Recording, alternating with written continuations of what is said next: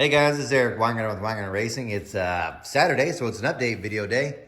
Yeah, I tested all those manifolds except for the last two because DNFs couldn't get them to work. But tested all these. That'll be a video for tomorrow. That one's long. I'll go ahead and warn you. I've already recorded it just because I wanted to get it out of the way.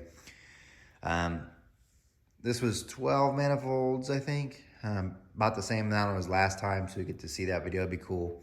That was very, very exhausting. Very, very exhausting. I highly encourage you to purchase volume 1 of the book, so you can know more about the engine details, because I'm not putting that in book number 2. But anyway, that was done.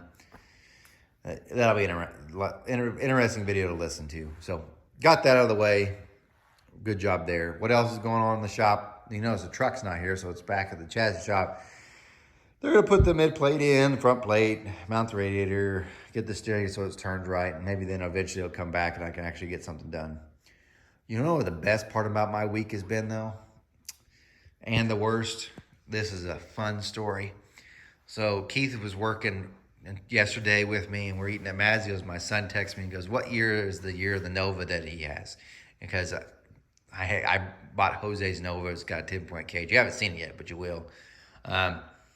And I told him, well, it's a 78. And he's like, okay, cool. I asked why, because he showed zero interest in racing. And if you're a father, and not that I get too upset by this, but if you're a father and you're a racer, you kind of want like your kid to follow in your footsteps, you know what I mean? Now, I don't really want him to do any port work, period. Nothing like that or nothing. But at least I want him to maybe race, just have a quick car or something. And he showed zero interest. But now he's starting to show just a little bit. And so here's the bad news. So he gets back in the car, because before when we talked about the Nova, he's like, yeah, I'm okay with it looking like crap because it looks like crap. The rest of the car, as far as the cage and the stuff's fine. The outside's garbage. Rust, problems, you name it. But anyway, I get him to take him to the swim club stuff, and he's like, I didn't realize it was such a nice Camaro. Or a nice Nova. I kind of want to paint it now. I want it to look nice. And in my side of my eye, I was like, no, because it's like, to me, it's the worst thing to do because it costs so much money and it's just strictly for appearance. And it's a lot of money. And his body work's going to cost a fortune. I'm like, oh my gosh. But anyway, at least I got that. That was good news. Here's some other stuff going on. I got tons of crap in the way, but if you watch the video on Wednesday about the Vortec head, I refloated after doing the valve job. That's some interesting results. That'll be a whole different video. I promise you it did help in some spots and hurts in others. That's very, very cool. There's a Ford head which I'm about finished with, which is some trick flow heads, 205s, not high ports or anything. Those should be wrapped up by the end of next week, I hope. And that'll be a great video as well coming up. And then, this is another one. These are all interesting ones, I think, for you guys. Let me get around my mess here. These are some Skip White Bravo heads, right? And a customer sent me these to flow, and I flowed those because he's like, they're the same as the AFR Enforcers. And I mean, that's what they claim, right?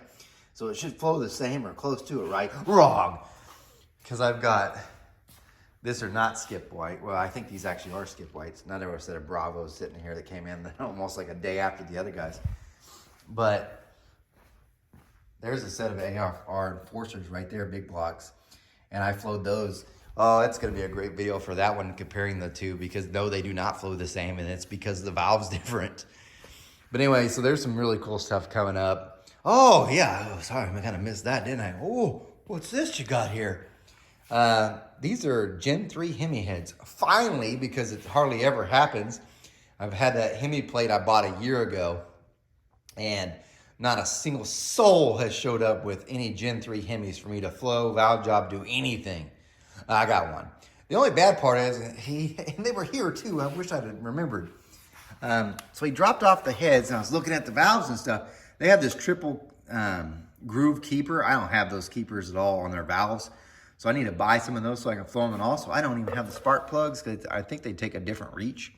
Yeah, I got to have those to flow them. So I'm going to pick that up and get these flowed. These are actually 6.2 heads too. So that's why the chambers look so big. But all I'm going to do on them is a valve job and blend them. That's it.